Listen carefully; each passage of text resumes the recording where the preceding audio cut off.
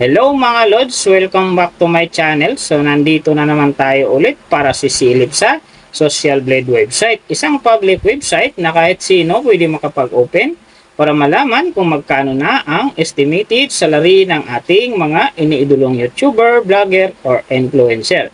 So big thank you sa lahat ng mga channel na aking nireview. Dahil sa inyo nakagawa rin ako ng munting channel. At saka maraming salamat din sa lahat ng inyong supporter na nandito at sumusuporta na rin sa aking channel. So ingat kayo palagi and God bless at sana gabayan kayo palagi ng Panginoon sa inyong ginagawa araw-araw at magtagumpay din kayo sa inyong mga pangarap. So kung hindi pa kayo mga Lods nakapag-subscribe, pakiclick mo na subscribe natin and then siyempre pakipost na rin ng notification bell para lagi kayong updated sa ating video. So ano pa ba ang hinihintay natin mga Lods? Let's go!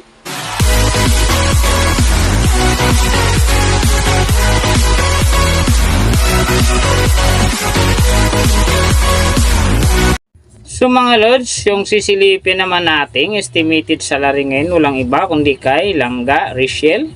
So si Rachel mga Lods ay isang Kalingap team member din. So ibig sabihin isa din siyang charity vlogger. So suportahan natin ang kanyang channel kagaya ng pag-support natin sa buong Kalingap team. Pero syempre huwag niyong kalimutan na isama sa pag-support ang kanyang sweetheart na si Ruel of Malalag. And then syempre yung aking channel. So sa ngayon mga Lods, si Rachel Morales ay mayroon ng upload videos na 168.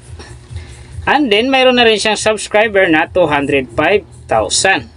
So may video views naman siya ngayon na 15,145,832. And then yung kanyang country is PH. So yung channel type naman niya mga Lods naka-blank pa. And then, yung account niya, ginawa ito noong December 30, 2022. So, doon naman sa kanyang total grade, nakakuha siya ng letter B. And then, sa kanyang social blade rank naman, nasa 170,756. So, doon naman sa kanyang subscriber rank, nasa 2,133. And then, sa kanyang video views rank naman, nasa 689,734. So doon naman sa kanyang country rank nasa 811. And then sa kanyang channel type rank mga Lods same pa rin, naka-blank pa. So nakita na natin yung kanyang ranking. Silipin naman natin yung kanyang last 30 days na subscriber. So nakakuha siya dito ng 5K. Ang hindi maganda dito mga Lods kasi ang kanyang percentage bumaba ng 33.3%. So ibig sabihin bumagal o bumaba ang pasok ng kanyang subscriber ngayon kung i-compare natin sa nakaraang buwan. So alam na this mga kalangga dyan, share na natin sa ating newsfeed at din sa ating mga friends para gumanda uli ang akyat ng kanyang subscriber. So doon naman sa kanyang views in the last 30 days, nakakuha siya ng 2.042 views. So hindi rin maganda mga Lods kasi ang kanyang percentage dito bumaba din ng 14.8%. So ibig sabihin bumaba din ang pasok ng kanyang views. So panoorin natin ang kanyang views and then, video and then syempre i-share natin para gumanda uli ang pasok ng kanyang views. So nakita na natin yung kanyang ranking, last 30 days subscriber and then yung kanyang views. Silipin naman natin yung kanyang daily summary from subscriber, views and then yung kanyang earning. So sa kanyang subscriber, may 2 araw lang akong nakita rito na umangat ng tig 1K. Simula noong December 28, nakakuha siya ng 1K. And then nasundan na ito ng January 4, nakakuha ulit siya ng 1K. Kaya ang kanyang subscriber ngayon nasa 205,000. So doon naman sa kanyang views yung magaganda dito mga Lods, noong December 24, nakakuha siya ng 137,000. Tapos pagdating ng December 28, 106,000. And then, December 29, 187,000. So, yung last na medyo maganda sa kanya, yung January 6, nakakuha siya ng 176,000. So, sinasabi ko, hindi yan ganun kaganda mga Lods kasi ang kanyang percentage nga dyan, bumaba ng 14.8%. So, doon naman sa kanyang earning mga Lods, so tingnan natin dito yung December 27. Sa kanyang low estimated, nakakuha siya ng $26 US. And then, sa kanyang high estimated naman, nakakuha siya ng $418 US. So, ang mga naman mga Lods, daily summary lang. Mas maganda kung silipin natin yung naka-round off na from daily, weekly, and monthly para malaman na natin kung magkano na ngayon ang estimated salary ni Rachel Morales Vlogs dito sa YouTube. So unahin natin yung kanyang daily average. So sa daily subscriber nakakuha siya ng 167, and then sa kanyang views naman nakakuha siya ng 68,066. So doon naman sa kanyang daily low estimated ng kanyang earning nakakuha siya ng $17. So times natin sa 55, mayroon siyang 935. And then sa kanyang daily high estimated naman ng kanyang earning, nakakuha siya ng $272.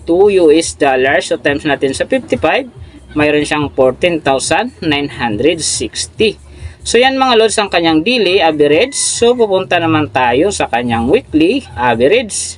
So sa weekly subscriber, nakakuha siya ng 1.16k. And then sa kanyang views naman nakakuha siya ng 476,462. So doon naman sa kanyang weekly low estimated ng kanyang earning nakakuha siya ng $119. So times natin sa 55, mayroon siyang 10,945.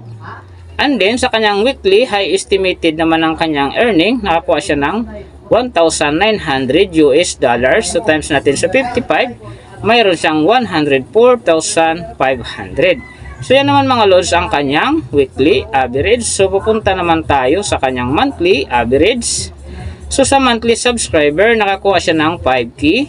And then sa kanyang views naman nakakuha siya ng 2,041,971. So doon naman sa kanyang monthly low estimated ng kanyang earning nakakuha siya ng $510. So times natin sa 55, mayroon siyang 28,050. And then sa kanyang monthly high estimated naman ng kanyang earning nakakuha siya ng $8,200. So times natin sa 55, mayroon siyang 451,000. So yan naman mga lods ang kanyang monthly average. And then yung nababanggit ko rito mga lods, nakikita na yan, lagi natutupad yung low estimated kasi nga hindi natin kayang i-demand sa ating mga viewers na wag mag-skip ng ads. Pero pwede pa rin maging times 2, times 3, or maging times 4 pa yan kapag ang isang vlogger nakapagpaviral ng kanyang video. Pero sana mga lods, wag na kayo mag-skip ng ads para kay Rachel Morales dahil alam naman natin kung ano ang ginagawa niya as a charity vlogger. So big help yan mga lods sa mga taong kanyang tinutulungan, pero siyempre big help din yan para sa kanyang channel at saka sa kanyang pamilya. Pero siyempre huwag nyo rin kalimutan na huwag i-skip ang aking ads dahil big help din yan para sa aking munting pangarap. So mga lods, kung hindi pa kayo nakapag-subscribe, pakiclick po ng subscribe natin, and then siyempre pakipush na rin ang notification bell para lagi kayong updated sa ating video. So mga lods, kung mayroong gustong magpagawa ng video na same nito para sa inyong mga iniidolong YouTuber, vlogger or influencer, comment nyo lang sa baba yung tamang detalye ng kanyang channel para ma-search natin at magawa natin sa next video. So big thank you sa lahat ng mga sumusuporta at sa magsusupport sa akin. Although hindi tayo lagi perfect sa pananalita at sa pag-i-edit, nandyan pa rin kayo, full support. So sana huwag nyo akong bitawan hanggang gumanda pa ang aking channel. So ingat kayo palagi and God bless.